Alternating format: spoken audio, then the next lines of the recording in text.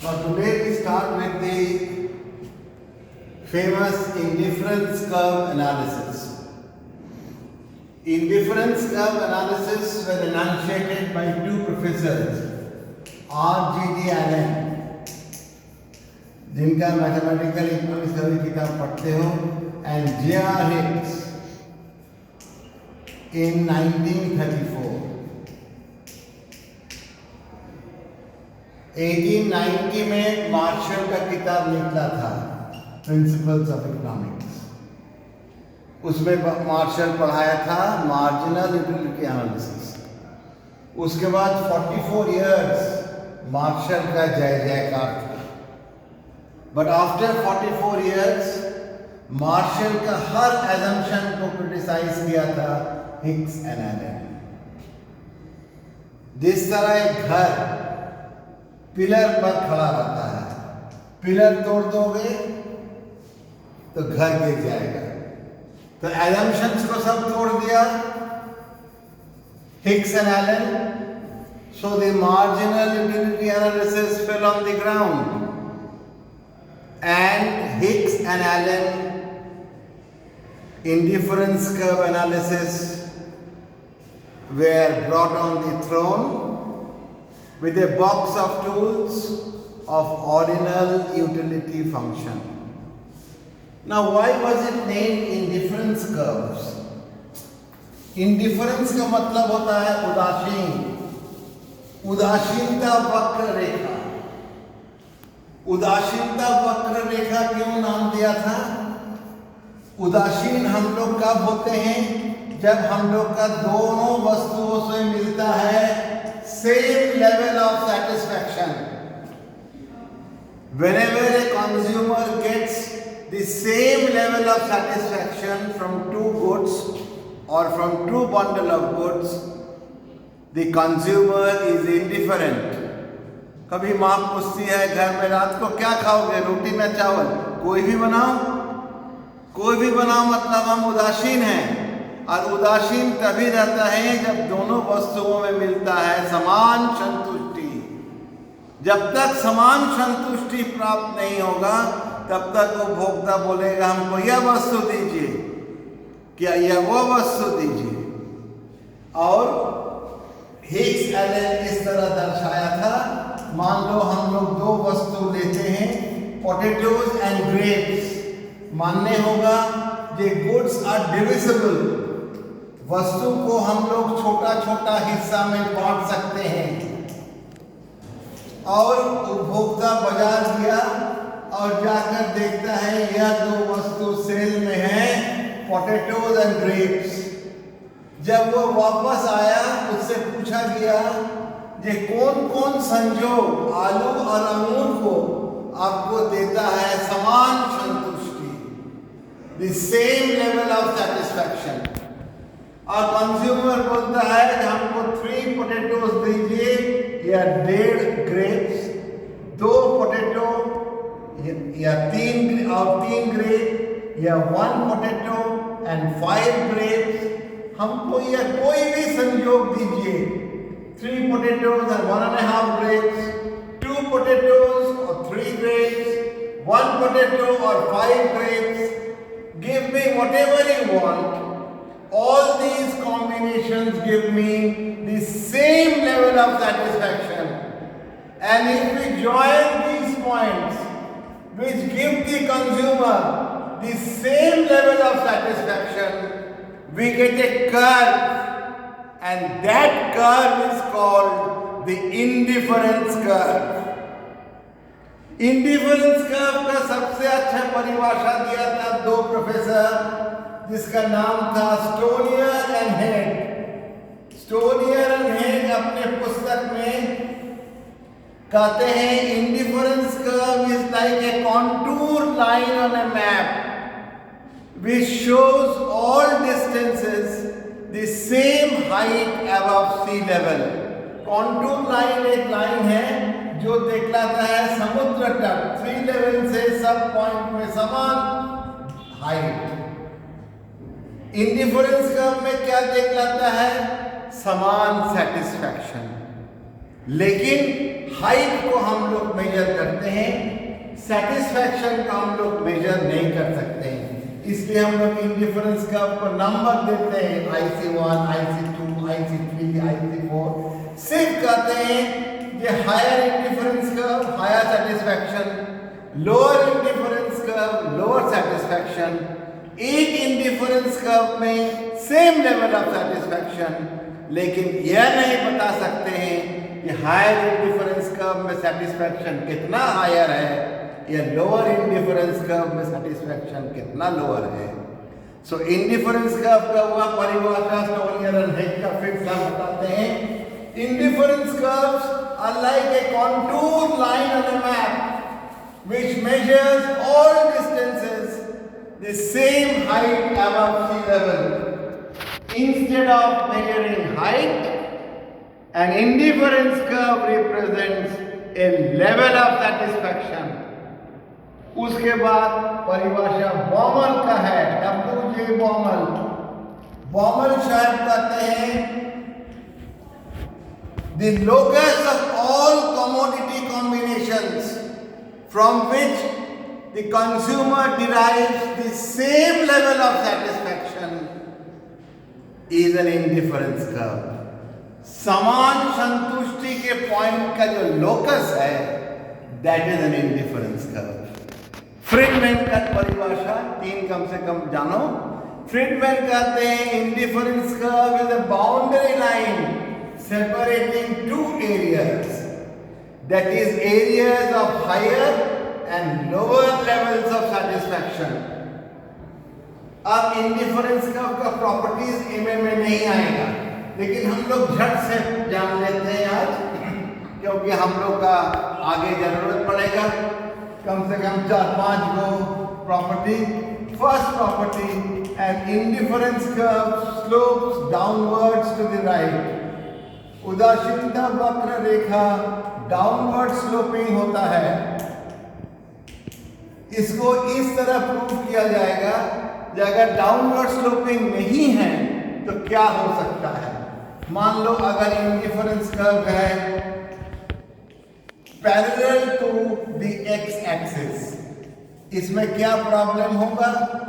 अगर parallel to the x axis है, A और बी दो पॉइंट है, दोनों पॉइंट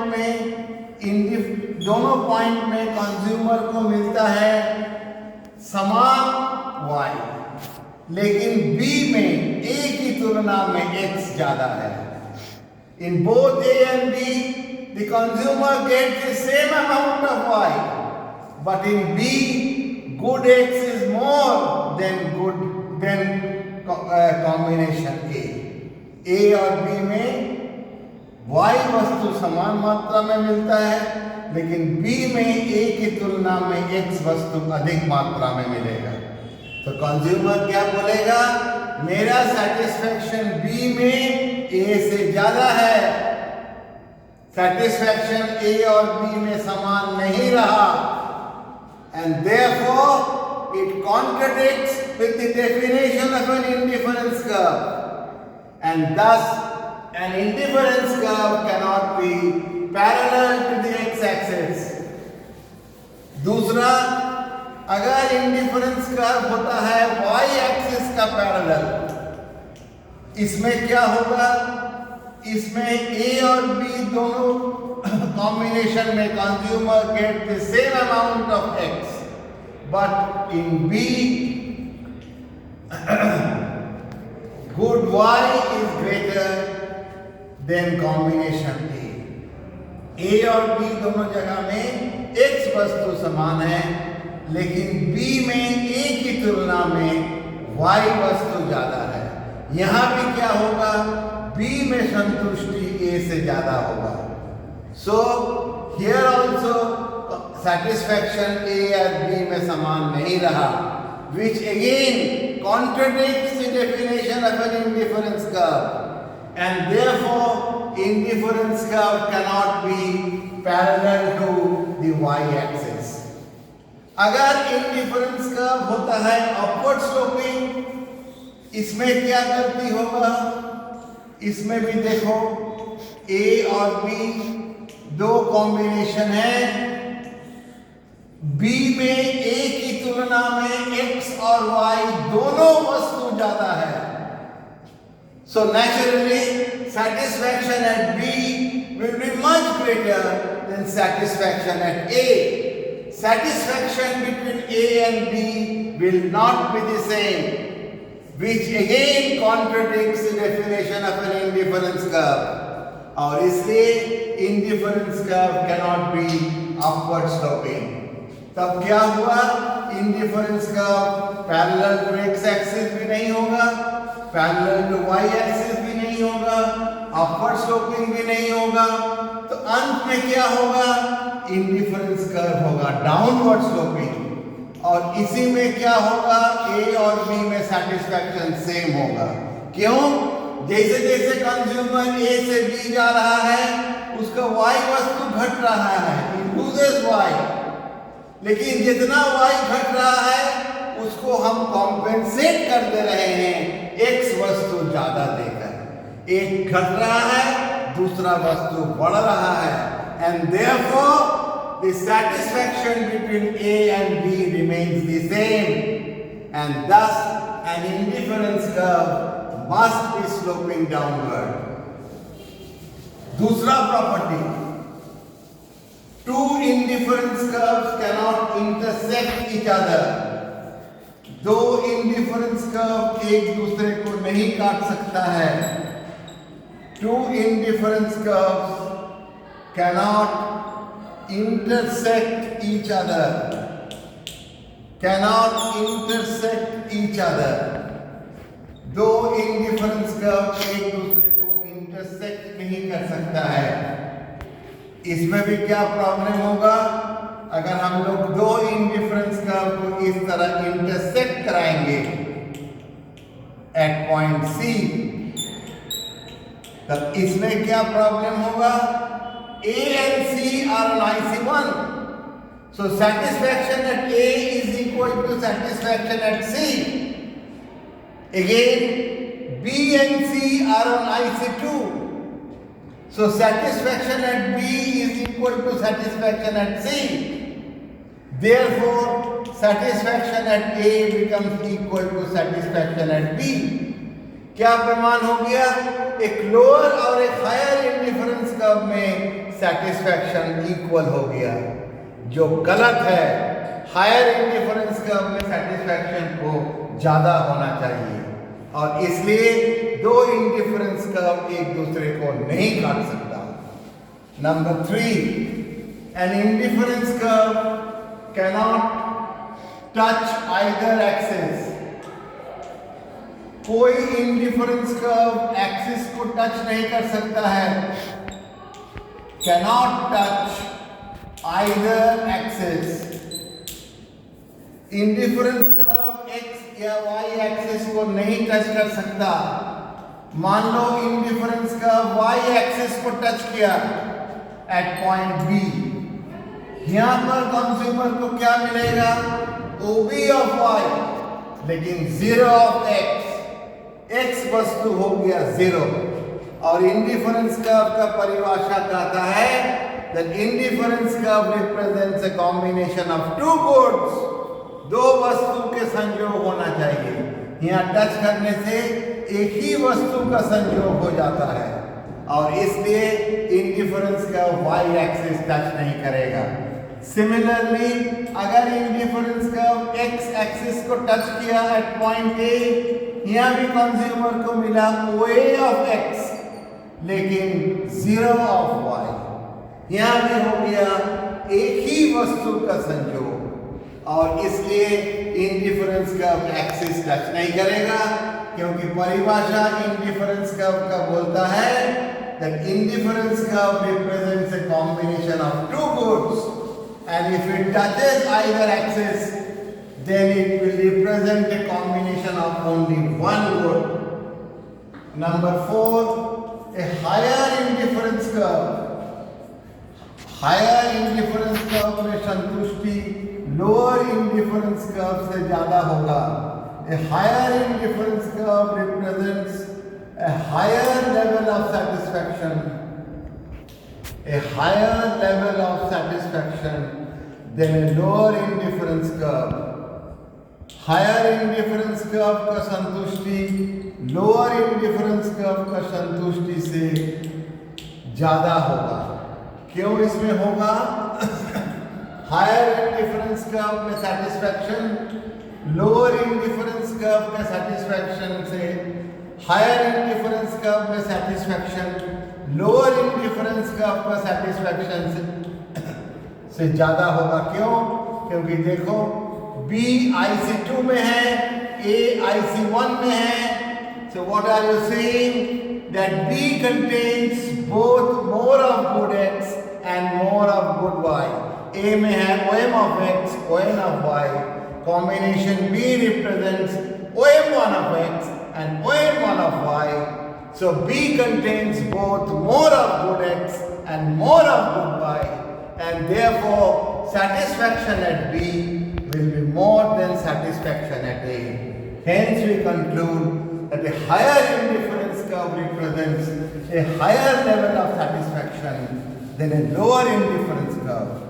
Our last property, जो important property है 5, an indifference curve is convex to the origin. Indifference curve होगा convex to the origin. अगर इंडिफरेंस कर्व कॉन्केव होता है या स्ट्रेट लाइन होता है, so diminishing marginal rate of substitution MRS for good X of good Y, for good X for good Y diminish नहीं करेगा। MRS जो है सीमांत प्रतिस्थापन दर, marginal rate of substitution must diminish, और MRS तभी डिमिनिश करता है जब इंडिफरेंस कर्व है कॉन्वेक्स टू द ओरिजिन। मान लो हम और तुम में एक्सचेंज हो रहा है बिटवीन एप्पल एंड बनाना। पहले हम बोलेंगे एक एप्पल देगा, तुम हमको एक बनाना देगा। इसके बाद क्या बोलोगे? ये 2 केला दीजिए, एक एप्पल देंगे। फिर 3 केला दीजिए, तब एक एप्पल देंगे। 4 केला दीजिए, तब एक एप्पल देंगे। क्यों? जैसे जैसे तुम्हारे पास एप्पल का स्टॉक घट रहा है, एप्पल का यूटिलिटी बढ़ रहा है। As the stock of apple to you decreases, the utility of apple to you increases, and therefore you will want more and more of the other good to compensate the loss of one apple. तुम दूसरा वस्तु अधिक से अधिक मात्रा में मांगोगे एक एप्पल का लॉस को कॉम्पेंसेट करने के लिए। तो यहाँ पर MRS 1:1 या 1:2, 1:3, 1:4, 1/1 से 1/2 छोटा है, 1/2 से 1/3 छोटा है, 1/3 से 1/4 छोटा है। तो MRS डिमिनिश करना चाहिए, और यह तभी डिमिनिश करता है जब इंडिफरेंस कर्व है कॉन्वेक्स टू द ओरिजिन। इसी डायग्राम में हम लोग देखकर आज समाप्त करेंगे। यह इंडिफरेंस कर्व है, यहाँ कॉम्बिनेशन है A, B, C, D। जब कंज्यूमर जाता है A से B, क्या होता है? He loses डेल्टा Y लेकिन गेन्स डेल्टा X। जब जा रहा है B से C, again he loses delta Y but gains more of X, delta X1. As he goes from C to D, again he loses delta Y but gains a higher amount of X, delta X2. तुम हमेशा हमको एक एक Apple दे रहे हो, लेकिन बदला में अधिक अधिक केला ले रहे हो। So what is happening? Since delta X is less than delta X1 is less than delta X2, marginal rate of substitution is diminishing. सीमांत प्रतिस्थापन दर घट रहा है, and therefore an indifference curve must be convex to the origin. कल हम लोग फिर income tax substitution करके हम लोग आने होगा derivation of demand curve from indifference curve. Thank you.